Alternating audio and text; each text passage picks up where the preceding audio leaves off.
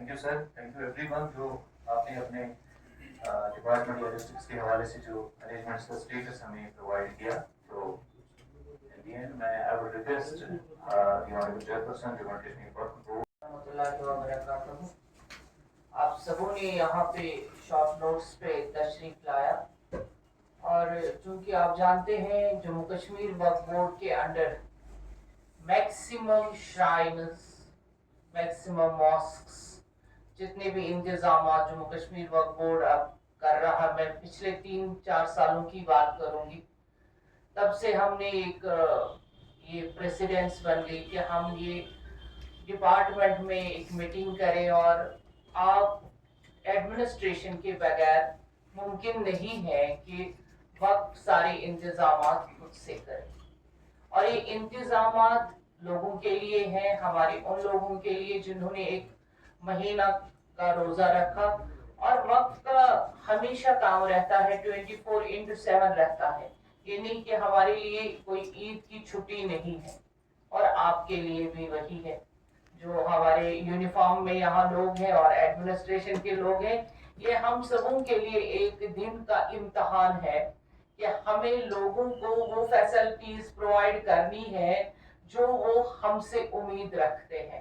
ہمیں یہ یقین ہے کہ ہم اس میں کامیاب ہوں گے، اور ہم اکٹھے جب مل کے کام کرتے ہیں تو لوگوں کو شکایت کا موقع نہیں ملتا ہے. ہم جب جی جان لگاتے ہیں کہ ٹریفک کی مینجمنٹ صحیح ہو، محمود صاحب اس پہ دھیان دیں گے، اور سیکیورٹی کا معاملہ صحیح ہو تو ہماری یونیفارم اس پہ دھیان دے گی.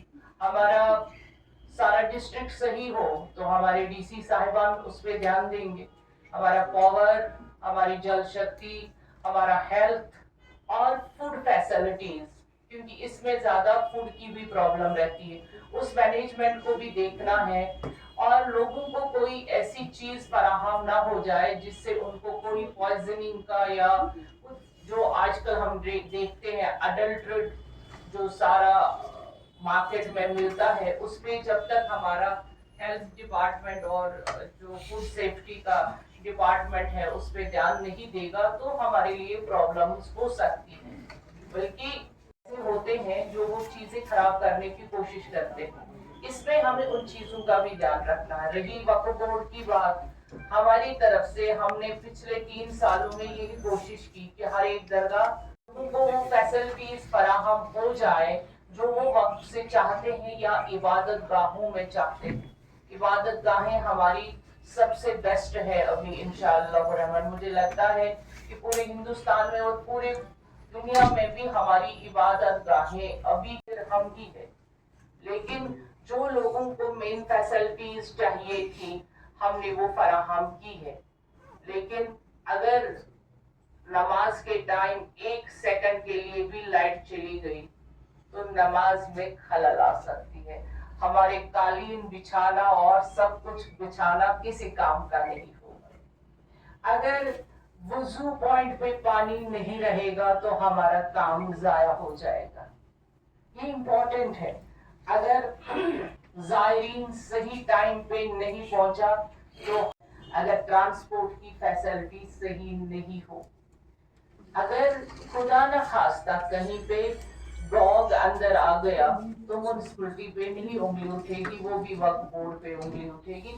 ہمیں ہر بہت کام کرنا ہے. اور ہمارے اے سی آرز جو 2 ڈسٹرکٹ سے آئے ہیں، اور ایس ایس پی صاحب بیٹھے ہیں، ایس پی صاحب بیٹھے ہیں، سی ایم او صاحب بیٹھے ہیں، ایس ایس پی سیکیورٹی بیٹھے ہوئے ہیں.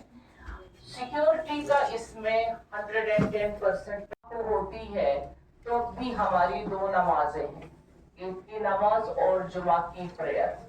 اگر نہیں ہے، اگر سیٹرڈے کو عید آتی ہے تو جمعہ ایز اٹ از ہی رہے گا، بہت اس دن بھی رش رہے گا. ہمیں اس دن کا بھی خیال رکھنا ہے. تو عید اگر سیٹرڈے کو پڑتی ہے تو پھر عید کی نماز کے بعد پھر سبھی خوشی خوشی اپنی عید منائیں گے. ہمارے لیے تب تک کام ہے انشاءاللہ. اور آپ لوگ سبوں کا بہت بہت شکریہ. آپ نے اپنا ٹائم نکالا اور آپ نے اپنی ساری یہاں پہ بات رکھی. آپ سبوں کا شکریہ. Thank you very much. اور میڈیا کا بھی شکریہ کہ انہوں نے یہاں تشریف لایا. Thank you very much. आपका शुक्रिया, आपने तशरीफ़ लाया यहाँ पे। आज ईद उल फितर शब कदर के बारे में जो एडमिनिस्ट्रेशन के साथ मीटिंग यहाँ पर हुई। आप सब जानते हैं कि ईद उल फितर का जो दिन आने वाला है हमारा, वो या जुमा को होगा या सैटरडे को। हमें उसके लिए तैयारियां करनी होती है वक्फ बोर्ड को, क्योंकि वक्फ के अंडर सारी श्राइन्स और ईदगाहें, मॉस्क्स और ज़ियारतें आती हैं। हर जगह पे नमाज होती है। बड़ी तादाद में हज़रत बल, दस्तगीर साहब, हज़रत सुल्तानुल आरिफीन और तमाम अज़लाह में, चाहे वो अनंतनाग, कपवाड़ा, बडगाम, पुलवामा, गांदरबल, हर जगह हर अतराफ़ में नमाज होती है। वो सारे वक्फ बोर्ड के अंडर आ जाते हैं। इसलिए हमें इंतज़ामात का जो हतमी फ़ैसला लेना होता है वक्फ के तरीके से, वो आज हमने यहाँ पर लिया कश्मीर के श्रीनगर ऑफ़िस में। यहाँ सारी एडमिनिस्ट्रेशन आई हुई थी, सिक्योरिटी और एडमिनिस्ट्रेटिव ऑफिसर्स, ताकि लोगों को, ज़ायरीन को उस दिन कोई तकलीफ़ ना हो, ओवरऑल भी कोई परेशानी ना हो इन दिनों में। जैसे फूड है, पावर है, पानी है, इन चीज़ों का जायज़ा लेना हमारे लिए बहुत ज़रूरी है।